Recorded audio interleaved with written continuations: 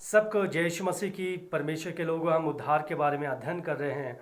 तो जो चौथा जो कदम है वो है समर्पण। जब हम मत्ती रचित सुसमाचार अध्याय 4 में देखते हैं पतरस का बुलाहट के बारे में, तो पतरस को जैसे प्रभु बुलाते हैं वो अपना काम काज, जो उसका व्यवसाय है, जो उसका रोजी रोटी है, वो जाल फेंक करके प्रभु के पीछे चलता।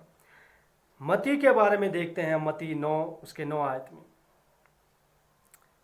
जैसे प्रभु ने मत्ती को बुलाया वैसे ही वो प्रभु के पीछे चल पड़ा, एक बच्चे के समान।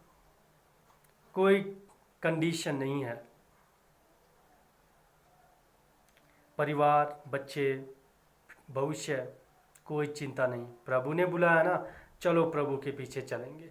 यही है एक समर्पण का भाव इनके जीवनों से हम देख सकते हैं। प्रेरित पौलुस कलीसिया को स्थाने वाला व्यक्ति है, लेकिन जब प्रभु से इसका इनकाउंटर हुआ तो यही व्यक्ति है जो प्रभु की सेवकाई के लिए पूरे रीति से समर्पण का भाव जो इसके जीवनों के द्वारा हमें देखने को मिलता है। अगर हम यूहन्ना रचित सुसमाचार अध्याय 6 उसका 68 आयत में देखते हैं, तो जो शिष्य है, जो प्रभु के पीछे चलने वाले, वो प्रभु के कहे हुए वचन को नहीं समझ पाए, जिस कारण से उन्होंने निर्णय किया कि आज से हम प्रभु के पीछे नहीं चलेंगे। जब यही बात पतरस 12 चेलों के जीवन में देखते हैं, तो प्रभु कहते हैं क्या तुम भी जाना चाहते हो? तो पतरस कहता है प्रभु हम कहाँ जाएं, क्योंकि अनंत जीवन की बातें तो आप ही के पास है।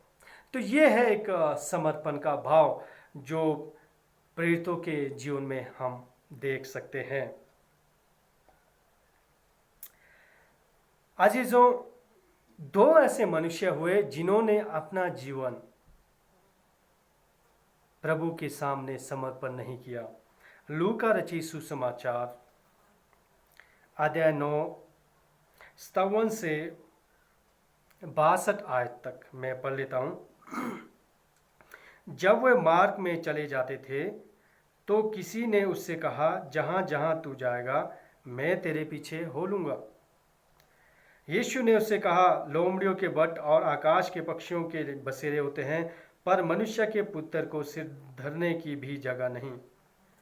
उसने दूसरे से कहा, मेरे पीछे हो ले। उसने कहा, हे प्रभु, मुझे पहले जाने दे कि मैं अपने पिता को गाड़ दूं। अजीजों, इस समय इसका पापा का डेथ नहीं हुआ है कि वो जाके क्रियाक्रम करे या उसे फ्यूनरल सर्विस कर सके उसका, या उसे गाड़ दें। वो तो एक उस समय तक का एक बात कह रहा था कि मेरे ऊपर बहुत सारी जिम्मेवारियां हैं, मेरे पापा जी है, जब वो मरेंगे तब प्रभु मैं आपके पीछे क्या है चलूँगा। तो ये कंडीशन के साथ प्रभु के साथ ये बातचीत कर रहा है। एक और शख्सियत के बारे में देखेंगे। उसने उससे कहा, मरे हुओं को अपने मुर्दे गाड़ने दे, पर तू जाकर परमेश्वर के राज्य का कथा सुना। एक और भी व्यक्ति है जिसके बारे में बात कर रहा हूँ। एक और भी ने कहा, हे प्रभु, मैं तेरे पीछे हो लूँगा, पर पहले मुझे जाने दे कि अपने घर के लोगों को विदा कर बाय बाय कह सकूं मेरे उसमें। यीशु ने उससे कहा, जो कोई अपना हाथ हल पर रखकर पीछे देखता है वो परमेश्वर के राज्य के योग्य नहीं है। तो दो व्यक्ति है, जो एक कहता है कि मैं अपने पिता को गाड़ कर अपनी सारी जिम्मेवारियां पूरा कर कर प्रभु आपके पीछे चलूँगा। दूसरा व्यक्ति है, वो कहता है कि मैं घर पे जाके सबको बाय बाय कहूँगा, सबको एक बार लास्ट बार मिलकर क्या है, उसके बाद प्रभु मैं आपके साथ अपना जीवन व्यतीत करूँगा। तो ये जो समर्पण का भाव है दो व्यक्तियों में नजर नहीं आता। अजीजों, जब परमेश्वर हमें बुलाते हैं, जब परमेश्वर का बुलाहट हमारे जीवन में आता है, तो हम क्या करते हैं? हमारा रिएक्शन, प्रत्युत्तर क्या होता है?